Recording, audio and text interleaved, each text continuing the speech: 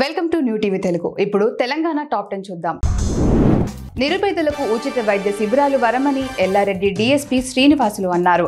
ఎల్లారెడ్డి ఎడవర్షిప్ సెంటర్ వద్ద యూనికాసిప్స్ health foundation and India medical mission ద్వారా ది మినిస్ట్రీస్ వ్యవస్థాపకులైన శ్రీనివాసాచారి, హెప్సిబాచారిల ఆధ్వర్యంలో ఉచిత వైద్య శిబిరం నిర్వహించారు.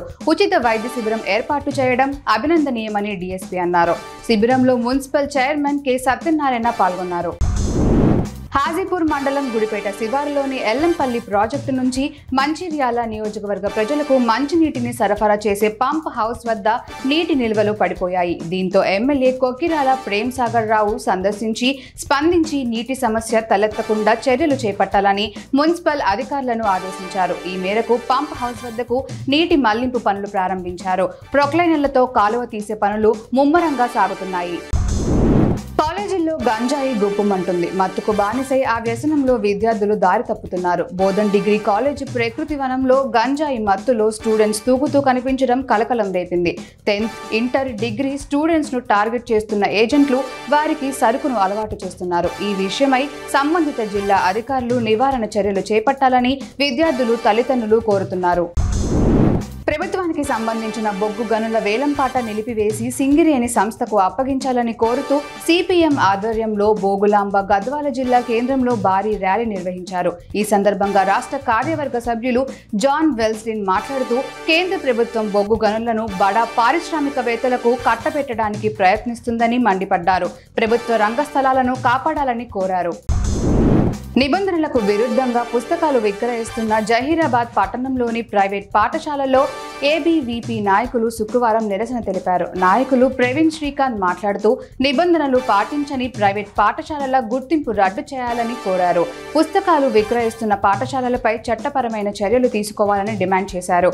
కార్యక్రమంలో నాయకులు పాల్గొన్నారు. హైదరాబాద్ సెంట్రల్ యూనివర్సిటీలో ఎస్ఎఫ్ఐ నాయకులపై అక్రమంగా పెట్టిన కేసులు, విధించిన సస్పెన్షన్లను తక్షణమే ఎత్తివేయాలని ఎస్ఎఫ్ఐ రాష్ట్ర కార్యదర్శి టి నాగరాజు డిమాండ్ చేశారు. ఖమ్మం ఆర్ఎండ్బి కార్యాలయం వద్ద దిష్టిబొమ్మ దహనం చేసిన సందర్భంగా ఆయన మాట్లాడారు. మరో 8 మంది విద్యార్థులకు 6 నెలల సస్పెన్షన్, 10,000 ఫైన్ విధించి క్రిమినల్ కేసులు పెట్టడం దుర్మార్గపు చర్య అన్నారు. సిర్పూర్ నియోజకవర్గంలో అభివృద్ధి పనుల ప్రారంభోత్సవాలకై ఈ నెల 30న మంత్రి సీతక్క రానున్నట్లు సిర్పూర్ ఎమ్మెల్యే శుక్రవారం తెలిపారు. ఎమ్మెల్యే మాట్లాడుతూ ఆదివారం ఉదయం 9 గంటలకు కాగజ్ నగర్ పట్టణంలో 2 ఆయుష్మాన్ ఆరోగ్య మందిరాలు ప్రారంభోత్సవం, మార్కెట్ కమిటీ వద్ద మిషన్ భగీరథ అర్బన్ పథకానికి ప్రారంభోత్సవం, కాగజ్గర్ మండలం రామ్ నగర్లో ప్రాథమిక ఆరోగ్య కేంద్రం ప్రారంభోత్సవం చేయనున్నట్లు తెలిపారు.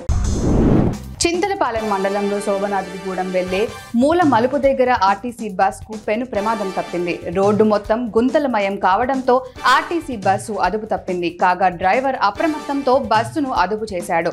వెంటనే ప్రయాణికులు బస్సుల నుంచి కిందకి దిగారు. ఈ ప్రమాదం జరిగినప్పుడు బస్సులో సుమారు 20 మంది ప్రయాణికులు ఉన్నారు.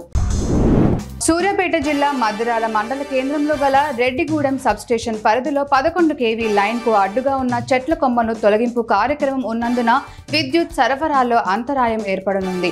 ఉదయం 9 గంటల నుంచి 11 గంటల వరకు విద్యుత్ సరఫరాలో అంతరాయం కలగనట్లు మద్దిరాల ఏఈ సురేందర్ నాయక్ తెలిపారు. ధర్మపురిలోని శ్రీ లక్ష్మీ నరసింహస్వామి వారిని జగిత్యాల జిల్లా కలెక్టర్ బి సత్యప్రసాద్ శుక్రవారం దర్శించుకున్నారు. ఈ సందర్భంగా ఆలయంలో ప్రత్యేక పూజలు నిర్వహించి మొక్కులు చెల్లించుకున్నారు. వీరికి ముందుగా దేవస్థానం సాంప్రదాయం ప్రకారం మేళతాళాలతో పూర్ణ కుంభంతో స్వాగతం పలికారు. పూజల అనంతరం స్వామివారి శేషవస్త్రం ప్రసాదం అందజేసి శాలువాతో సన్మానించారు.